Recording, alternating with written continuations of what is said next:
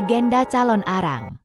Di zaman yang telah lama berlalu, terdapat sebuah desa tersembunyi bernama Girah. Di desa ini, hiduplah seorang janda bernama Calon Arang.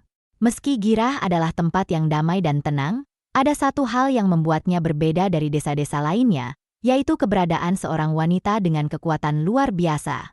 Calon Arang, seorang janda dengan kekuatan magis yang sangat kuat, dikenal sebagai penyihir sakti mandraguna. Ia memiliki pengetahuan dan keahlian dalam ilmu hitam. Sebagai pemuja Dewi Durga, Dewi Perang dan kekuatan dalam mitologi Hindu, Calon Arang dapat berubah menjadi leak, makhluk mistis dalam mitologi Bali yang dikenal karena kekuatan sihirnya.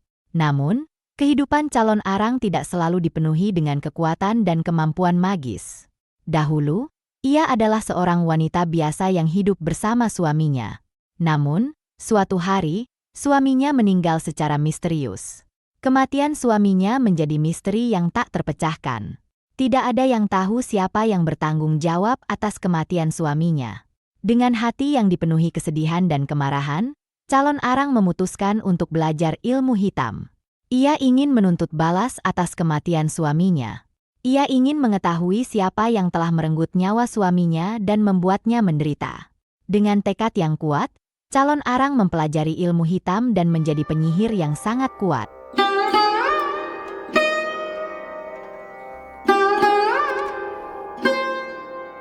Di tengah kehidupan yang penuh misteri dan kekuatan gaib, Calon Arang dianugerahi seorang putri yang sangat cantik, Ratna Manggali.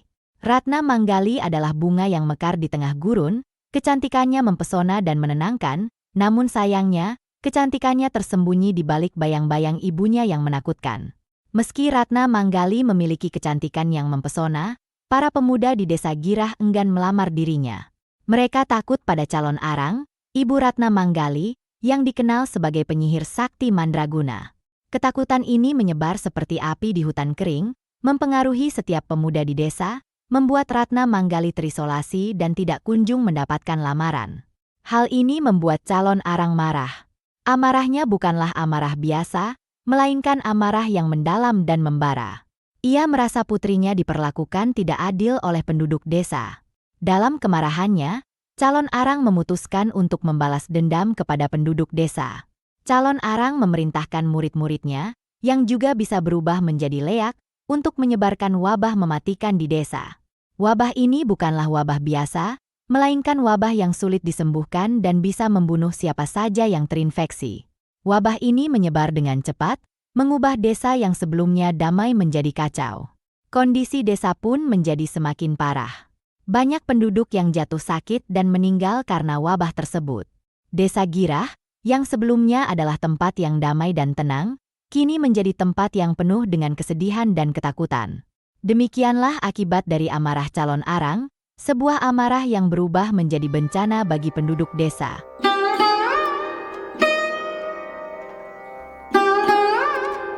Raja Airlangga, penguasa kerajaan Kahuripan, merasa perlu mengambil tindakan melihat kondisi desa Girah yang semakin memburuk akibat wabah yang disebabkan oleh Calon Arang.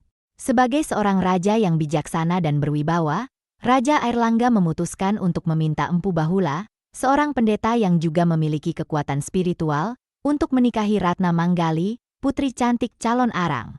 Dengan pernikahan ini, Raja Airlangga berharap Calon Arang akan berhenti menyebarkan wabah yang telah merenggut banyak nyawa penduduk desa. Ia berpikir bahwa pernikahan putri Calon Arang dengan Empu Bahula akan meredakan amarah Calon Arang dan membawa kedamaian kembali ke desa. Raja Airlangga sendiri adalah seorang penguasa yang sangat dihormati.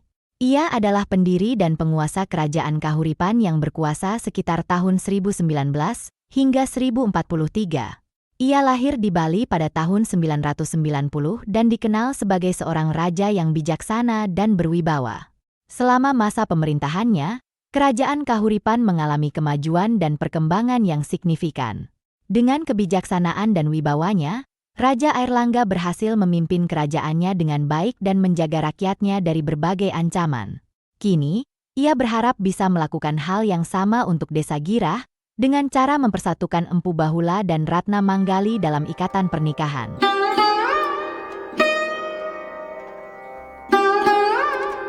Ketika berita tentang pernikahan putrinya, Ratna Manggali, dengan empu Bahula sampai ke telinga calon arang, hatinya dipenuhi oleh kegembiraan yang tak terkira. Ia merasa lega dan senang, karena akhirnya putrinya yang cantik jelita itu akan mendapatkan pendamping hidup yang layak. Untuk merayakan pernikahan tersebut, calon arang mengadakan pesta pernikahan yang sangat meriah. Pesta tersebut berlangsung selama 7 hari 7 malam, sebuah perayaan yang belum pernah terjadi sebelumnya di Desa Girah.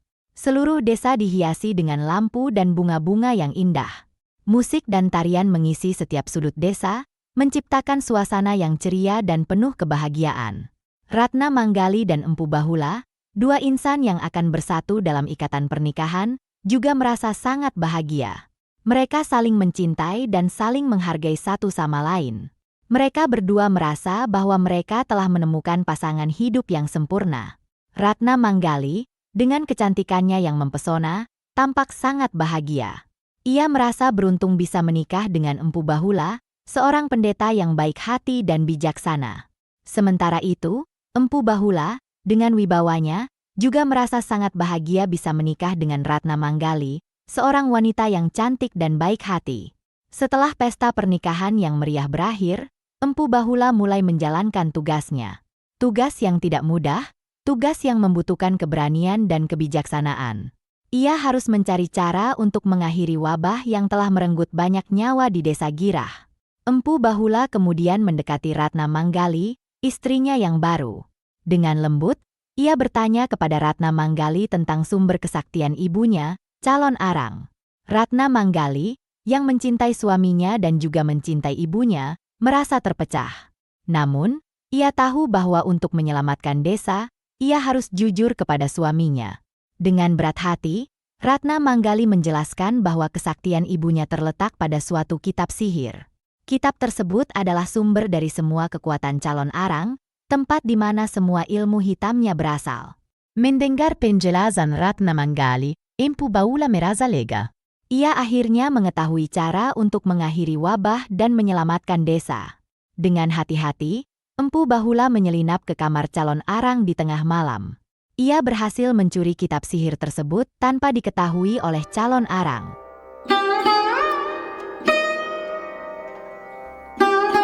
Setelah berhasil mencuri kitab sihir yang menjadi sumber kekuatan calon arang, Empu Bahula segera menyerahkan kitab tersebut kepada gurunya, Empu Baradah.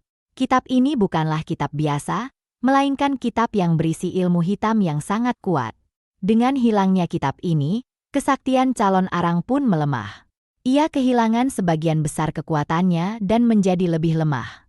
Namun, calon arang tidak tinggal diam. Ia merasa marah dan terhina ketika mengetahui bahwa kitabnya telah dicuri. Dalam kemarahannya, ia menantang Empu Baradah untuk bertarung. Ia ingin membuktikan bahwa meski kekuatannya telah melemah, ia masih bisa melawan. Pertarungan antara calon arang dan Empu Baradah pun dimulai. Calon arang, meski kekuatannya telah melemah, masih memiliki sisa-sisa kekuatan yang cukup untuk bertarung. Ia memuntahkan bola api dari mata, hidung, dan mulutnya, mencoba untuk mengalahkan Empu Baradah. Namun, Empu Baradah yang memiliki kekuatan spiritual yang lebih besar tidak gentar. Ia berhasil menghindari serangan-serangan calon arang dan melancarkan serangan balik. Dengan kebijaksanaan dan kekuatan spiritualnya, Empu Baradah berhasil mengalahkan calon arang. Setelah pertarungan yang sengit dan penuh dengan keganasan dengan Empu Baradah, nasib calon arang berakhir dengan tragis. Ia kalah dalam pertarungan tersebut, dan akibatnya, ia harus membayar harga yang sangat tinggi. Badan calon arang konon terbakar sampai habis. Ini adalah akhir yang sangat mengerikan, sebuah akhir yang mencerminkan kekejaman dan keganasan yang telah ia lakukan selama ini. Namun, meski calon arang telah tewas, ilmu-ilmu hitam yang ia miliki konon tidak bisa hilang begitu saja. Ilmu-ilmu tersebut masih ada dan bisa dipelajari hingga sekarang.